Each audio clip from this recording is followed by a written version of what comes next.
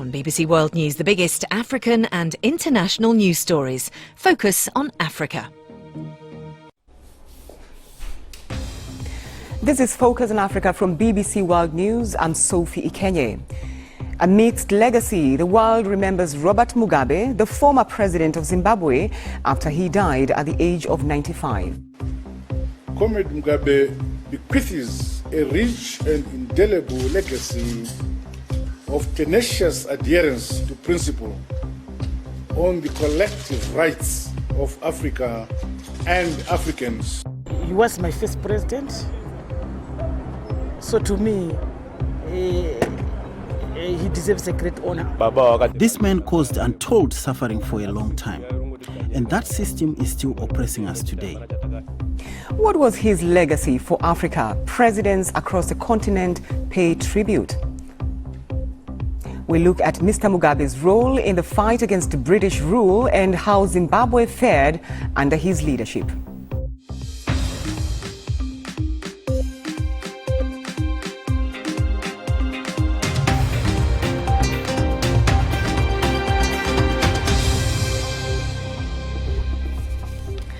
Thanks for joining us on Focus on Africa from BBC World News. Tributes and condemnation. The world has been reacting to the death of Zimbabwe's former president Robert Mugabe at the age of 95. Now, Mr. Mugabe had been receiving treatment in a hospital in Singapore since April. He was seen by many as a liberation fighter leading Zimbabwe to independence in 1980. But his latter years were marked by violent repression of his political opponents and Zimbabwe's economic ruin. He was ousted in a military coup in 2017 after 37 years in power. Well, Zimbabwe's current president, Emmerson Mnangagwa, gave this statement a short time ago. The death early this morning in Singapore of the founder of our nation and iconic leader of our struggle for national liberation, Comrade Robert Mugabe, leaves a big void in our nation. A veteran nationalist and a dogged Pan-Africanist fighter, Comrade Mugabe bequeaths a rich and indelible legacy of tenacious adherence to principle on the collective rights of Africa and Africans in general, and in particular, the rights of the people of Zimbabwe, for whom he gave his all to help free. Well, leaders from across the continent have been paying their own tributes. DR Congo's former president Joseph Kabila says, "We will forever remember the worthy son of Africa who came to our rescue when our country was victim of a foreign aggressor." The continent has lost one of its Pan-African leaders, a hero of independence. President Muhammadu Buhari of Nigeria says Mugabe was the founding father of a nation. He fought for the independence of the country from colonial rule and lived most of his life in public service.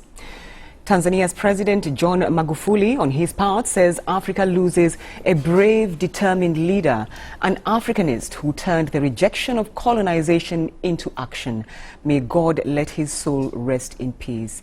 And South Africa's President Cyril Ramaphosa says under President Mugabe's leadership, Zimbabwe's sustained and valiant struggle against colonialism inspired our own struggle against apartheid and built in us the hope that one day South Africa too would be free. Well, Mr. Mugabe was the world's oldest head of state before his dramatic exit from power 2 years ago. The BBC's Shingai Nyoka looks back at his life. He was once Zimbabwe's liberator, leading a war against white minority rule. But by the end, the adulation President Robert Mugabe once enjoyed was gone. He cemented his power, winning overwhelmingly at elections in 1980. As leader of a new nation, he set about creating a better country than the one he inherited. And for a while, he succeeded. There can never be any return to the state of armed conflict which existed before our commitment to peace and the democratic process of election under the Lancaster House Agreement. Surely, this is now time to beat our swords into plowshares. But beneath the veneer lay a dark side. Mr. Mugabe deployed a crack military unit to southern Zimbabwe to deal with hundreds of insurgents. Between 1983 and 1987, thousands were murdered and the world turned a blind eye. Mugabe was the great hope. But as the 1990s ended, the economy was bottoming out and a new political party was on the rise. Seemingly desperate to regain popularity, Mr. Mugabe played a political hand. Land seized by the colonial government was still in the hands of the white minority. Sensing the frustration, Mugabe encouraged blacks to take back their land, and they did, often violently. The Western world took note, breaking diplomatic ties and imposing economic sanctions. The opposition, its leaders, human rights workers bore the brunt of his anger. In 2008, in the midst of billion% inflation and widespread unemployment, Mr. Mugabe suffered his first electoral defeat. It only led to more violence in the second round of voting. Britain stripped him of his knighthood and former allies condemned him. Nearer to home, we had seen the outbreak of violence against fellow Africans in our own country, and the tragic failure of leadership in our neighboring Zimbabwe. But he remained a cult-like figure among many Africans for daring to challenge Western political dominance on the world's affairs. In retaliation for the measures we took to empower the black majority, the United Kingdom has mobilized her friends and allies in Europe, North America, Australia, and New Zealand to impose illegal economic sanctions against Zimbabwe. But within his own party, discontent was rising. Many believed he had overstayed and needed to hand over power.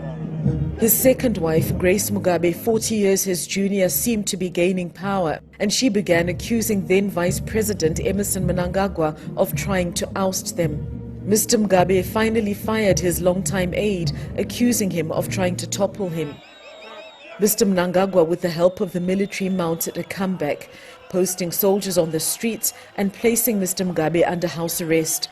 Tens of thousands of Zimbabweans marched, calling on him to step down. And after the threat of impeachment, he resigned. In his last years, Mr. Mugabe had retreated to the seclusion of his mansion. Many will remember him as a gifted orator and visionary who liberated Zimbabwe, but later returned her to the shackles of oppression. And we can cross live now to speak to Shingai in Harare. It's been quite a day for you there in Zimbabwe as the country woke up to this news. Shingai. And they did, and it wasn't what people were expecting to hear today, despite the fact that he has been in Singapore for many months receiving medical treatment. Many people are reflecting on his legacy. President Emmerson Mnangagwa has in fact declared days of mourning until his remains arrive back in Zimbabwe and are buried. So I've been speaking to many Zimbabweans who've been reflecting about his legacy, and this is what they had to say. The poverty that is in Zimbabwe right now didn't come because of Mugabe. No. The poverty that is in Zimbabwe came because of the whites. In 1 minute, okay. The whites, when we took over our land, the whites brought poverty upon Zimbabwe. So Mugabe was right. This man caused untold suffering for a long time, and that system is still oppressing us today. We achieved nothing when he left. We are harassed here, and this is something he created. You know, he had that vision. Because of age, he lost his ability, indeed. You know, at first instance, during the struggle, when we got independence, at first instance, his first phase in office, we were good. He was one of the liberators. Like myself, he was my first president. So to me, he deserves a great honor as well. And so these are some of the comments that we've been hearing on the streets, confirming just how conflicted Zimbabweans are when it comes to President Robert Mugabe's legacy. And one of his key critics was a member of the opposition, Tendai Biti. He was a former finance minister, but served in a coalition government with Robert Mugabe as minister, and previously he referred to him as a dictator, but this is what he had to say about former President Robert Mugabe. Robert Mugabe was the product of a certain era, an era that confronted the colonial regime powder for powder, blow for blow. So violence came naturally to him. So his legacy shouldn't be detracted by the fact that there were atrocities, commissions and omissions committed. I think today we must mourn Robert Mugabe and pass condolences to his wife and his children, and thank him for leading the battle against colonialism and for the emancipation of Zimbabwe, leading to its independence on the 18th of April 1980. I was tortured by Robert Mugabe in 2008. Many Zimbabweans were killed during Gukurahundi, but I think that I don't feel bitterness. I feel indebtedness. I feel gratitude to the work he did in liberating our country. And so there you hear former President Robert Mugabe had his admirers, but he also had his critics. And I'm sure there'll be many more discussions in the days ahead about what exactly his impact was on Zimbabwe. Back to you, Sophie. All right, Shinga Inyoka for us there in Harare. Thank you. Well, Zimbabwe officially gained independence from British rule in 1980, but the road to that independence was rocky. Simbi Mubako was a liberation fighter alongside Robert Mugabe and became the first Minister of Justice and Constitutional Affairs in independent Zimbabwe. I asked him how he will remember Mr. Mugabe. He was a very likable man, very friendly to work with, and one who was very consistent. Once he had made up his mind about something, you could depend on him. He's not the kind of person who could betray you or the followers of the struggle. Today's news has received quite some mixed reaction. For example, we have one here from the UK which says there will be mixed emotions in Zimbabwe. At today's news, we of course express our condolences to those who mourn, but know that for many he was a barrier to a better future. What do you make of that? Well, there's bound to be those kind of reactions. Obviously, when a man leads a country for nearly 40 years, as Mugabe did, we are likely to make some enemies and here and there. But overall, everybody, even those in the opposition, agree that we have lost a great man. For us, a great tree has fallen. Well, there are those who would argue that he left the country in shambles, really, economically, despite the fact that he did some good in some areas, health and education, for instance. What would you say to that? Again, I would agree with that. I was one of those who, in the end, demonstrated that he should quit, and had many criticisms with him. But when you look at his life as a whole, he was the man who brought us independence. Let's talk a bit about the Lancaster Agreement, and you were part of, I think, the legal team that helped craft the constitution of an independent Zimbabwe. Were you happy with the results of that, and what went wrong at some point? We knew that provided we could attain independence, the rest we could we could live with. And we didn't, for example, agree with what we got with regard to land, the land resettlement program in the Constitution was not the best that we wanted. But we had to compromise, and we did. From our point of view, the agreement was such that we could attain independence and genuine independence. Mr. Mabuko, how would you describe, I'm curious about your thoughts about the current Zimbabwe and the situation it is in at the moment. Is the Zimbabwe of today what you had envisioned when you were fighting for liberation? Not entirely. We certainly did not think that after 40 years the country would be in this kind of state. We envisaged that by this time we should be a very prosperous country, but obviously that was not to be. This is Focus on Africa from BBC World News. Still to come, public persona, private man. We find out what it was like to know Robert Mugabe.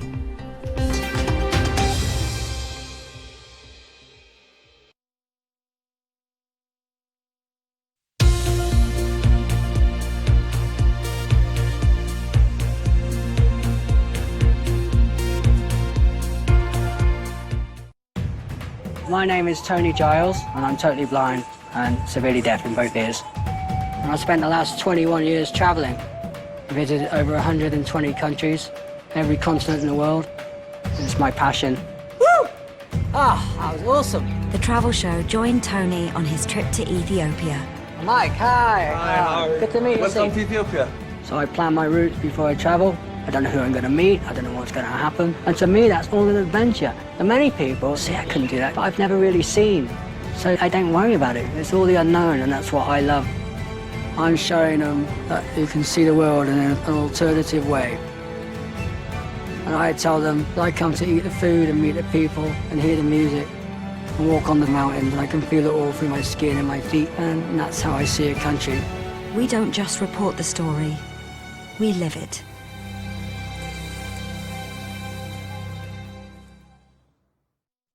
Join us from Westminster as politicians determined to rule out a no-deal Brexit go head-to-head with the Prime Minister determined to keep his options open. That's with me, Philippa Thomas, and the rest of the team here on BBC World News.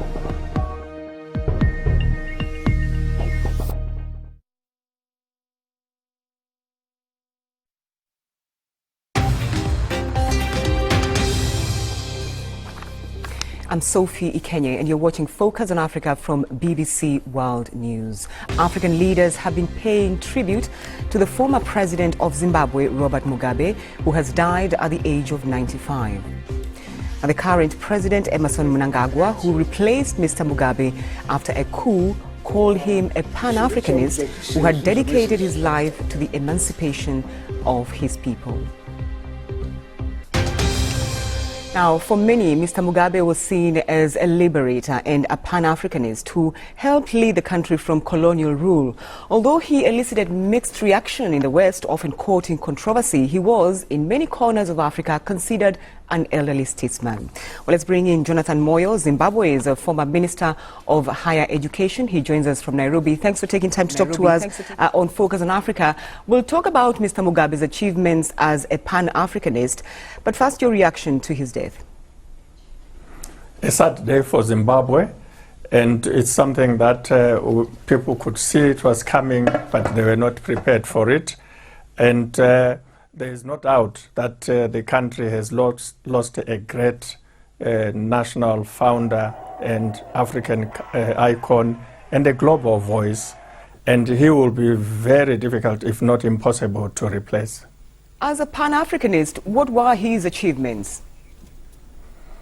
Well, he spoke for Africa, but he did so more practically by forging with the late Vice President of Zimbabwe, Joshua Nkomo, a nation built on unity, built on values of nationalism, which are the roots of Pan-Africanism, and above all, built on education, empowering the population with education and with the most important asset, which is land, which was the major, if not number one, grievance of the independence struggle. Now, all of today, we've seen mixed reactions from various people across the world. You knew him personally. Did he have any regrets whatsoever?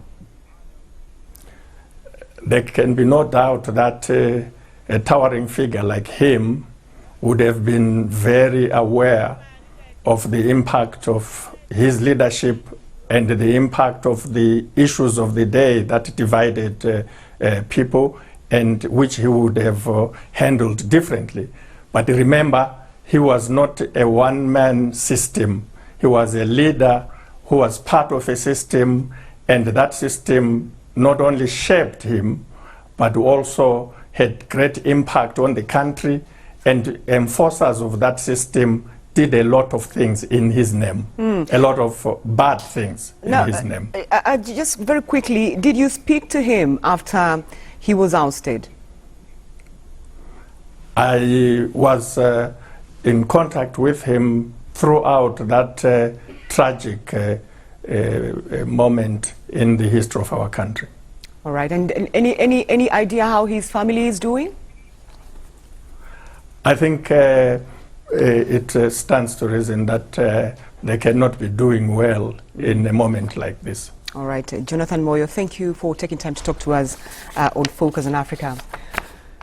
Well, the BBC's Stanley Kwenda is from Zimbabwe and joins me in studio. Stanley, this is the end of an era.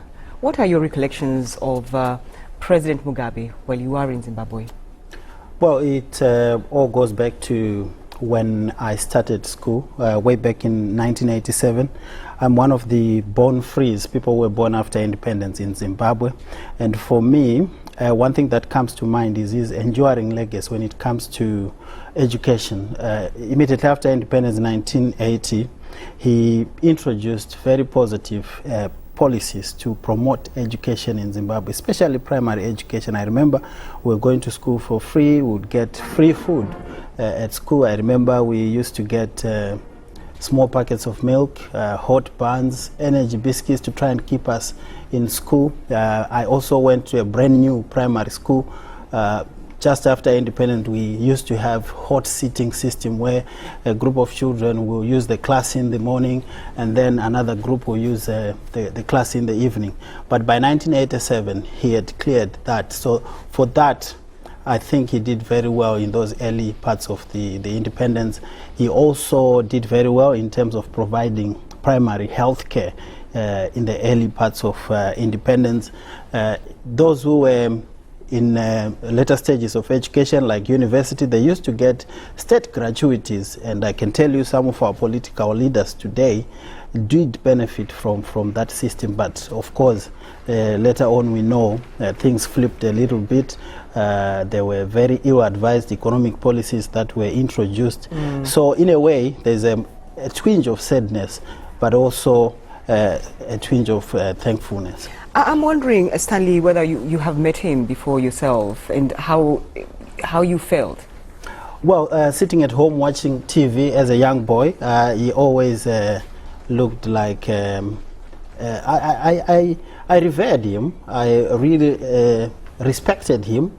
Then in later years as a journalist, I met him in person, and he looked very fearful. If you looked at him, you wouldn't blink twice. There was an enigmatic feel about him. He had an aura of invincibility, and that's how I felt when I met him a couple of times as a journalist.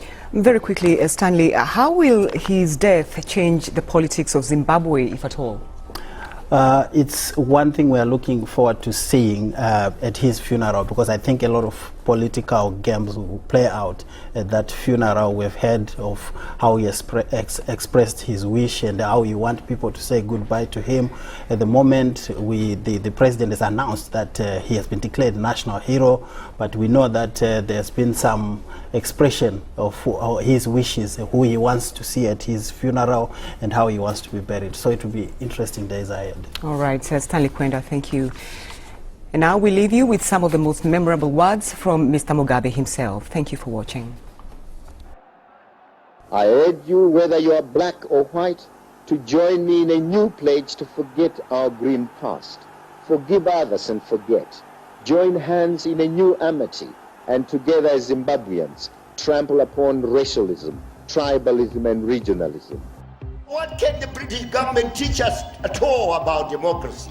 We learned colonial oppression from them.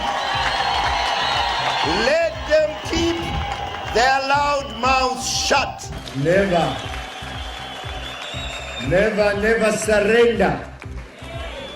Zimbabwe is mine.